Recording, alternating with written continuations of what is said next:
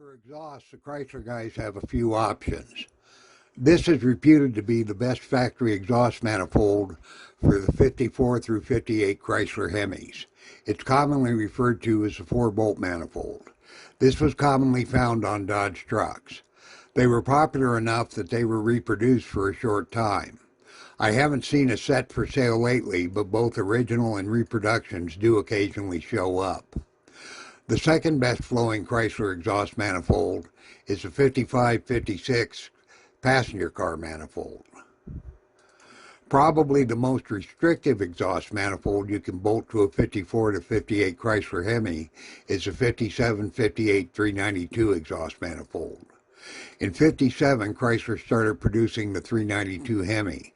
This was a raised deck motor that was a couple inches taller and wider than the previous low deck 331 and 354s. I've never seen anything to verify this, but I always suspected the poor design was due in large part to interference issues between the power steering gear and the exhaust. An alternative to factory manifold are headers.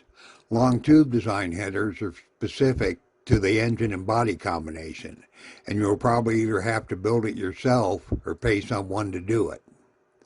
The shorty headers are available and reasonably priced. I personally prefer the stainless variety if they will fit the body.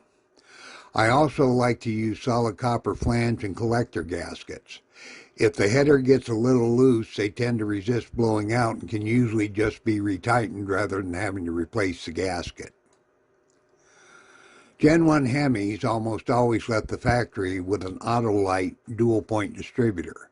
They work well when properly adjusted, but unless you have access to a distributor machine, setting them up can be a real pain.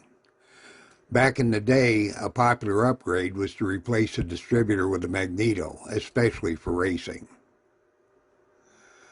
Today, most guys opt to upgrade to an aftermarket electronic ignition.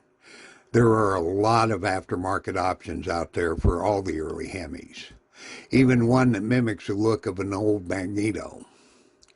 My own preference is to use a modified original distributor. The thing you really have to watch, regardless of the distributor you use, whether original or aftermarket, is the shaft length. In the case of the original distributor, the body of the Autolite units are the same, but different shaft lengths were used depending on the brand and whether it was for a tall or low deck engine. Distributors are the one area where I found interchangeability between divisions. The 331 and 354 firepower distributors have the same length as the 315 and 325 Dodge Red Ram Hemis. All four of the engines also had a poly version, and those distributors, while usually single-point units, will also interchange. Additionally, 1955 was the first year for Chrysler's Spitfire poly engine, which was a 301 cubic inch, and that distributor also interchanged. The distributors pictured are actually both out of 55 301 Spitfire poly engines, one dual point and the other single point. A good option on original Hemi distributors is to use a Pertonix conversion.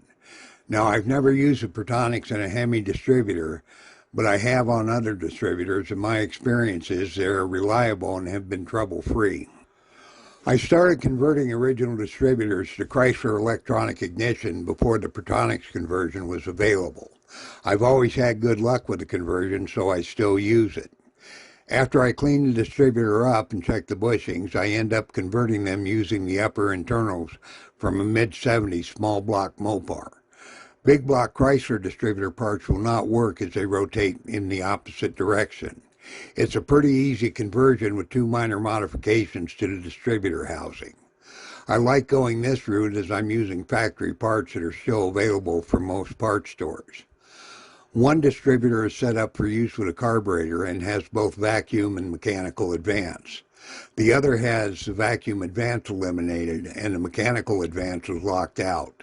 I'm planning on eventually using this one with fuel injection and electronic timing control. You still need to hang a Chrysler electronic control module or use something like an MSD box, but that's just drilling a couple holes and running some wires. As far as reliability, I've been running this conversion on my 57 Plymouth for about 15 years now without an issue.